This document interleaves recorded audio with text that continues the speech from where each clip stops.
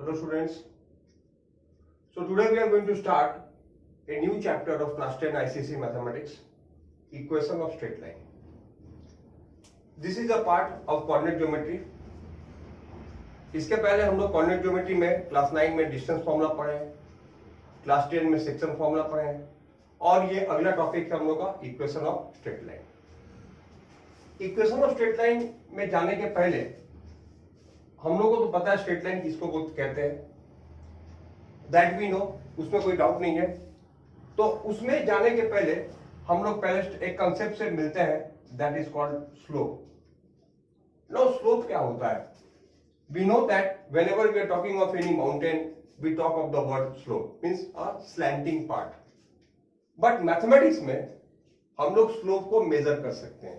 कैसे? देखो, suppose this is a Cartesian coordinate x, y. ये कोई भी स्ट्रेट लाइन है। ये स्ट्रेट लाइन x के साथ कितना एंगल बना रहा है? थीटा बना रहा है इन द पॉजिटिव डायरेक्शन, मतलब एंटी क्लॉकवाइज डायरेक्शन। ये जो डायरेक्शन होता है इसको हम लोग कहते हैं positive direction, anti clockwise direction. तो एंटी क्लॉकवाइज डायरेक्शन में ये एंगल कितना बन रहा है? थीटा। तो स्लोप डिनोटेड बाय m क्या होगा? tan theta. स्लोप क्या हो गया? tan theta. ओके, अगर हमको ये एंगल पता है तो स्लोप क्या होगा? tan theta. ओके, तो अगर मान लो ये लाइन ऐसे जा रहा है तो ये एंगल होगा, तो उस समय क्या होगा? अगर थीटा, हम लोग बाद में देखेंगे, अगर थीटा 90 डिग्री से ज्यादा आता है तो स्लोप विल बी नेगेटिव, और अगर थीटा 90 से कम आ रहा है तो स्लोप विल बी पॉजिटिव। अच्छा, slope of x axis note कर लेना। Slope of x axis 0। क्यों? क्योंकि स्लोप का डेफिनेशन क्या है? tan of the angle between the line and the x axis. तो एक्स एक्सिस का अपने साथ एंगल कितना बनेगा? 0 डिग्री, तो tan 0 0 होता है। Slope of y axis is undefined, इसको हम लोग 1/0 लिखते हैं। क्यों? क्योंकि वाई एक्सिस एक्स के साथ क्या है? परपेंडिकुलर है। तो वाई एक्सिस और एक्स एक्सिस के बीच में कितना डिग्री होता है? 90 डिग्री। और हमको पता है कि tan 90 कितना होता है? अनडिफाइंड। तो slope of y axis is 1/0। अच्छा, ये हो गया सम्स। नाउ अब अगर मान लो क्वेश्चन इस फॉर्म में नहीं है, क्वेश्चन इस फॉर्म में नहीं दिया हुआ, angle is not given, but क्या दिया हुआ है कि इस तरीके से ये कोई भी, मान लो ये लाइन है और इसका एक पॉइंट है ए और ये पॉइंट है बी। ठीक है, जो ए पॉइंट है उसका कोऑर्डिनेट क्या मान लिए? x1 y1, और जो बी पॉइंट है उसका कोऑर्डिनेट क्या मान लिए? x2 y2। अब इसका स्लोप कैसे निकालेंगे? तो देखो, हम लोग क्या करते हैं, ऐसे ऐसे ये ड्रॉ कर दिए। इसका कोऑर्डिनेट क्या है? इसका मतलब क्या होगा कि this is x1 and this is y1, और this is x2 and this is whole y2। Okay, अब हमको स्लोप निकालना है, तो क्या करेंगे? यहां एंगल थीटा ले लेते हैं। तो स्लोप ऑफ ए बी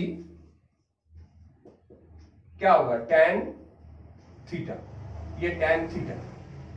अब tan थीटा होगा क्या?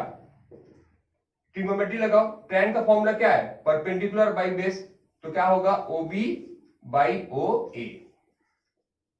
Now what is the length of OB? देखा जाए, ये पूरा y2 है और ये y1 है, तो OB क्या होगा?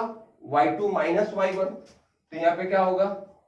y2 माइनस y1, और ये क्या होगा? x2 minus x1। तो slope is equal to y2 minus y1 by x2 minus x1। तो this is the second formula of slope. तो if the angle is given, just find the tan. You have done trigonometry, you can easily find the tan 30 degree.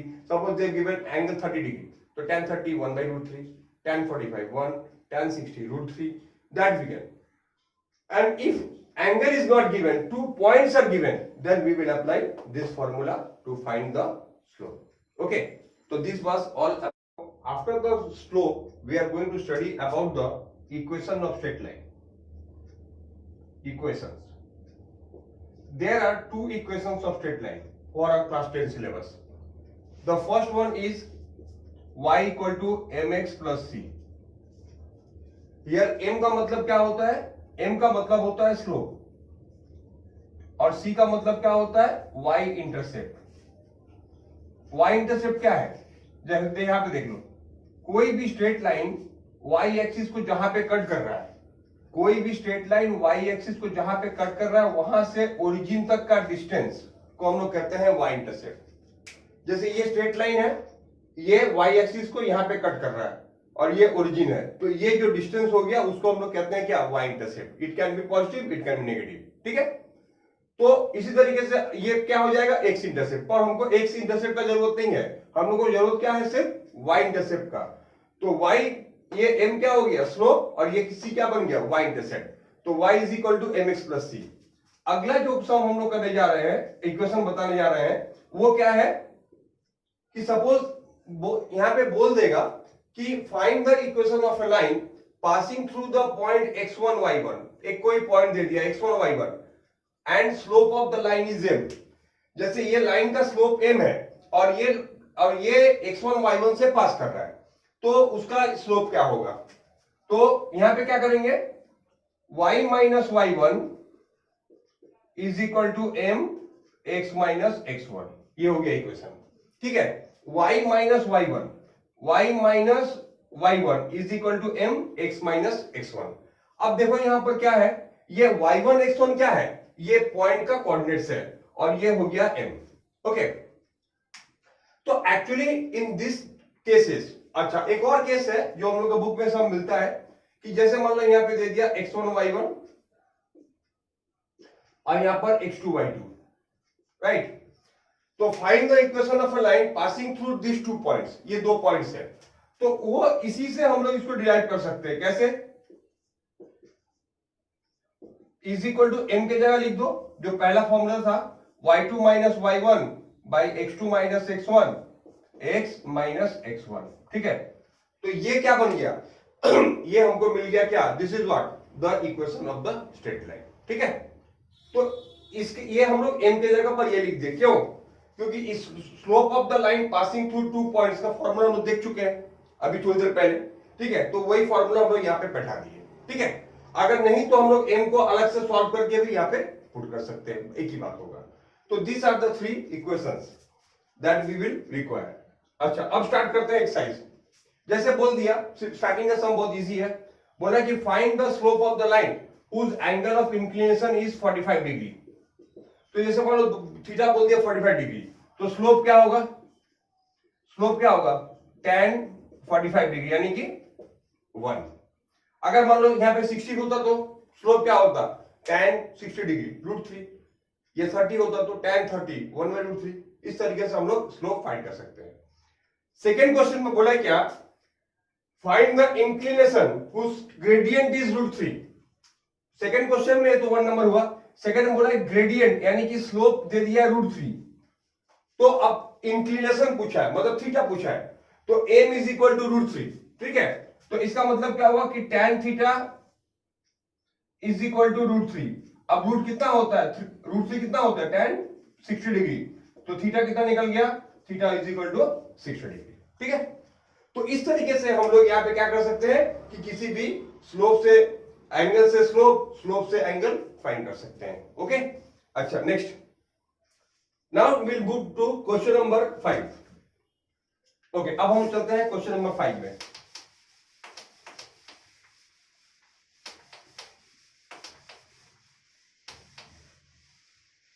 Okay, question number 5. देखो यहां बोला क्या? Find the equation of a line parallel to y axis and passing through the point -3,5.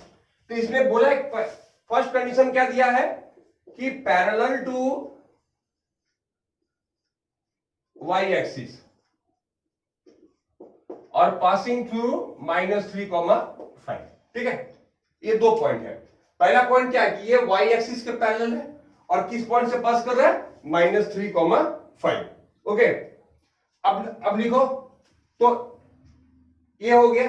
अब हम लोग क्या start करेंगे, तो equation of the line parallel to the y axis is क्या होगा, तो equation of the line parallel to y axis क्या होता है, is x equal to a। तो equation of the line parallel to y axis कितना होगा, x equal to a। ठीक है, अब a पॉइंट क्या है, तो it passes through the point -3,5। तो यहां पे x का वैल्यू क्या है, तो x का वैल्यू कितना है -3, तो therefore x is equal to -3 और इक्वेशन क्या होगा x प्लस 3 इक्वल टू 0। ठीक है, अच्छा यहां पे हम लोग आगे बढ़ने के पहले कुछ इंपॉर्टेंट पॉइंट्स मैं बता दे रहा हूं जो आप लोग नोट कर लीजिए, इसके बाद हम लोग आगे बढ़ेंगे, डिस्कशन को सम्स करेंगे। Let us some very important points. Okay, first of all equation of x axis is y equal to 0। x axis भी तो एक स्ट्रेट लाइन है, x एक्सिस भी क्या है, एक तो स्ट्रेट लाइन है, तो उसका भी इक्वेशन होना चाहिए। तो x एक्सिस का इक्वेशन क्या होगा, y equal to 0। Second point, equation of y axis is x equal to 0। ठीक है, हो गया दो point, equation of y axis x axis y equal to 0, y axis x equal to 0। अच्छा, third point, equation of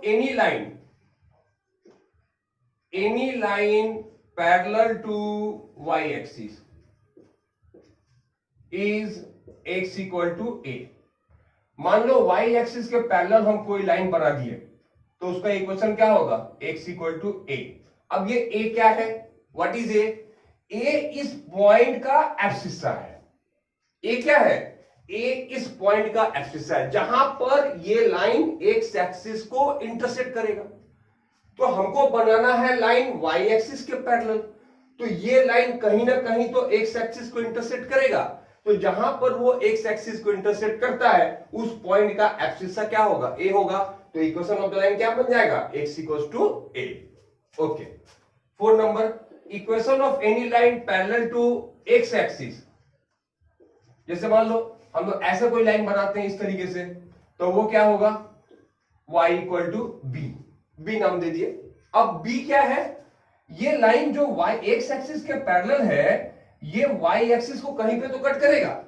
तो जहां पे cut करेगा उस पॉइंट का ऑर्डिनेट, तो what is b? b is the ordinate of the point where the line parallel to x axis intersects the y axis. I hope it is clear. मैं फिर से बोल दे रहा हूं, तो b is the ordinate of the point where the line parallel to x axis intersects the y axis. तो ये पॉइंट नोट कर लेना, ये बहुत इंपॉर्टेंट है। तो इसी को हम लोग यहाँ पे यूज किए थे कि a parallel to y axis क्या होता है, x इक्वल टू a, और ये किस पॉइंट से पास कर रहा है, तो उसका एब्सिसा क्या होगा, x इक्वल टू a का मतलब जितने भी पॉइंट्स होंगे इस सबका एब्सिसा क्या होगा, सेम रहेगा। तो ये आ गया answer. Okay, now let's go to the next sum. Question number 6, find the equation of line 6 का 2 स्लोप इधर बोला, find the equation of line whose 6 का 2 number m is equal to -2/7 और c इज इक्वल टू 3। तो यहां पे m और c दे दिया है, ठीक है। तो बोला कि slope is equal to -2/7 and y intercept is 3। y intercept कितना है, 3 है। तो इक्वेशन ऑफ स्ट्रेट लाइन क्या होता है, y is equal to mx plus c। ठीक है, अब देखो क्या करोगे, तो y ठीक है, m के जगह लिख दो -2/7 x प्लस 3। तो अब 7 सबको मल्टीप्लाई कर दो, 7y is equal to -2x plus 21। तो 2x plus 7y -21 equal to 0। ठीक है, तो ये क्या निकला, this is what the equation of the straight line. ये क्या निकला, equation of the straight line, जिसका हमको m और c दिया रहेगा। तो इसी तरीके से अगर m और c दिया रहेगा तो हम लोग m और c की जगह पुट करके इक्वेशन ये वी कैन फाइंड इट। बस ध्यान रखना कि whenever you are writing the answer should be in this form, not in the form of y equal to mx plus c. Okay, so this form you have to leave the answer. Okay, please note it down fast. Okay, next. Okay, before that let's drop the word.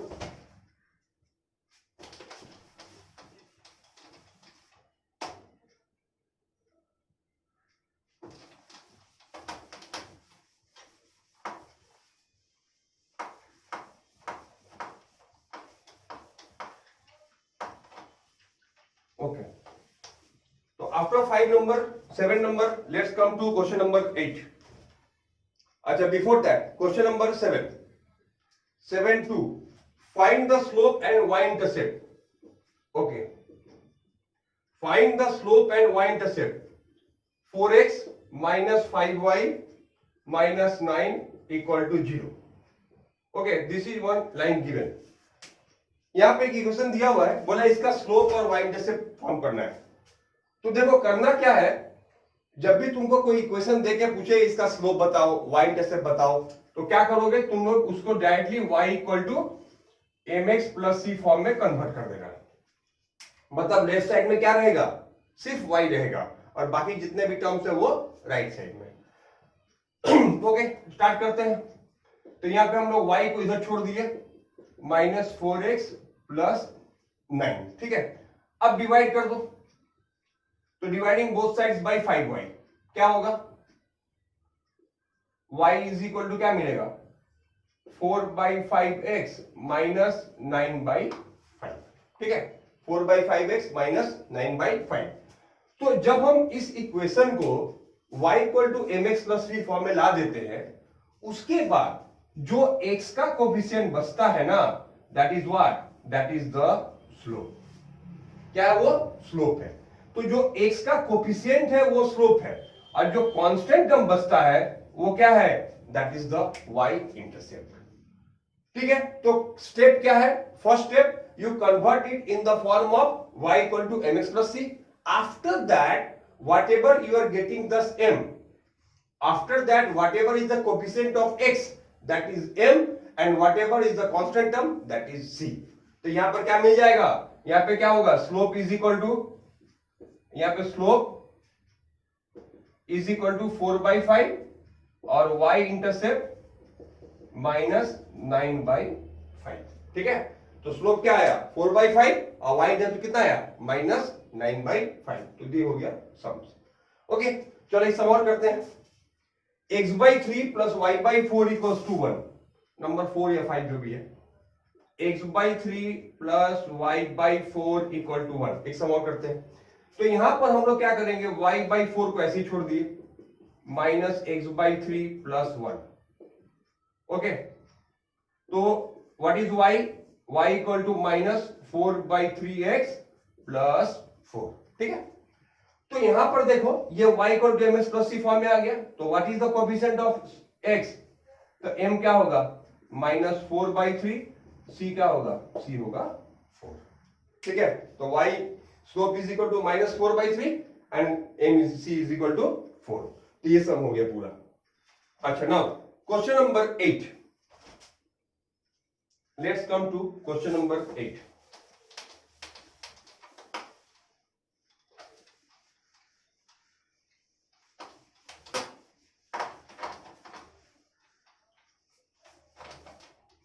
Okay, question number 8. The equation of a line PQ is, equation of a line PQ is 3y minus 3x plus 7 equal to 0. Okay, write down the slope of PQ and calculate the angle that the line PQ makes with the positive direction of x-axis. Means simple language में एक equation दिया हुआ है, इसका slope पूछा है और angle of inclination theta पूछा है. ठीक है, तो चलो स्टार्ट करते हैं. तो स्लोप निकालना है तो क्या करना होगा, इसको हम लोग को y equal to mx plus c form में कन्वर्ट करना होगा. ओके, तो ये आ गया, y equal to mx plus c form में आ गया. तो स्लोप कितना हो गया, तो स्लोप इज इक्वल टू, यहां पे कुछ भी नहीं है तो 1. Slope is equal to how much, 1. अच्छा, अब लिखो, तो y, अच्छा अब इससे पूछा है क्या, एंगल. तो लिखो, let theta be the angle made by the line and the x-axis in the positive direction. तो therefore tan theta is equal to क्या होता है, स्लोप होता है. तो tan theta is equal to slope हो गया. अब स्लोप है तो ये कितना है, 1 क्या होता है, tan 45 डिग्री. तो थीटा कितना निकल गया, थीटा निकल गया 45 डिग्री. सिंपल. तो slope is equal to tan 45 degree. Okay, simple. अच्छा, now next come to the next sum. Question number 10, very easy sum. The value of p given that the line y by 2 equals to x minus p passes through the point, बोला एक question number 10 में दिया क्या, y by 2 equal to x minus p passes through the point -4,4। ठीक है, यहां पे बोला क्या कि अगर ये लाइन इस पॉइंट से होके पास गुजरती है, if this point lies on this line then find the value of p। ठीक है, तो कैसे करेंगे, हाउ टू डू इट, देखो, if a line passes through a point, तो हम लोग क्या करते हैं, लाइन के एक्स वाई की जगह पर उस पॉइंट के एक्सिस ऑर्डिनेट को प्लेस कर सकते हैं। ठीक, तो लिखो यहां पर, तो क्या लिखोगे, the line this passes through the point -4,4, ये हो गया पहला स्टेटमेंट। लिखो देयरफॉर, अब y के जगह पर ऑर्डिनेट बैठा दो, 4/2 इज इक्वल टू -4 - p।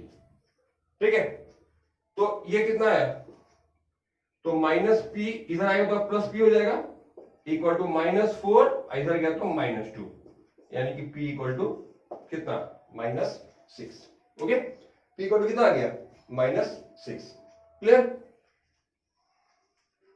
यही है इसमें और कुछ नहीं। अच्छा, क्वेश्चन नंबर 12, क्वेश्चन नंबर 12 बोला है, देखो इसमें what they are said in question number 12। अच्छा, question number 12, the graph of the line, the graph of the equation y equal to mx plus c, तो y equal to mx plus c passes through the points 1 4 से पास हो रहा है, और कहां से पास हो रहा है, -2 -5 से। ठीक है, कहां से पास हो रहा है, 1 4 से और -2 -5 से। देखो क्वेश्चन क्या बोला है कि ये जो लाइन है वो इन दोनों पॉइंट से पास हो रहा है, तो what is the value of m and c। ठीक है, तो क्या करेंगे, तो पहले लिखो 1 4 lies on the line y equal to mx plus c। ठीक है, तो क्या होगा, देयरफॉर 4 y, ये x है ये y है, तो 4 is equal to 1 into m plus c, implies that m plus c equal to 4। ये इक्वेशन नंबर 1 हो गया। एंड अब इसको ले लो, ये भी, इसमें क्या लिखोगे, and -2 -5 also lies on the point line this, ये पॉइंट भी इस लाइन पे लाई कर रहा है, तो लिखो therefore -5 equal to -2m plus c, और -2m plus c equal to -5। Okay, अब अगर हम लोग एडिंग कर देंगे, अब सॉल्विंग कर लो, तो solving equation 1 and 2 we get m equal to 3 और c इक्वल टू 1।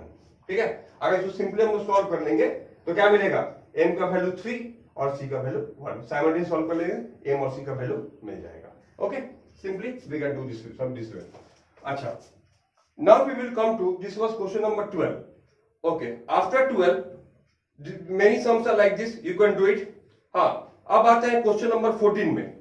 इस सम में हम लोग सेकेंड वाला इक्वेशन को यूज करेंगे। सेकेंड वाला इक्वेशन क्या बताए थे, y minus y1 is equal to m into x minus x1। Question number 12। Okay, now let's come to question number 12।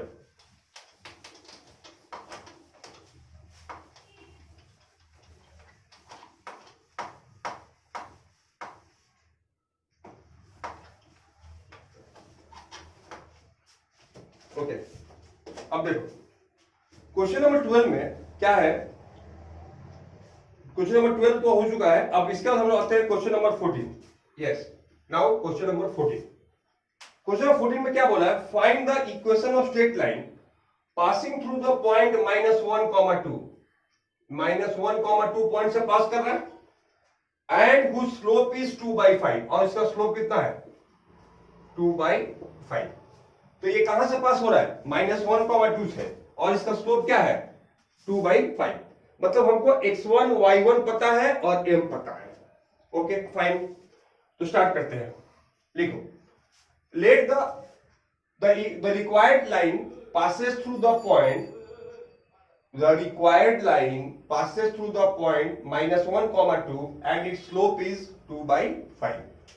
लिखो therefore इक्वेशन क्या होगा, y minus y1 is equal to m into x minus x1.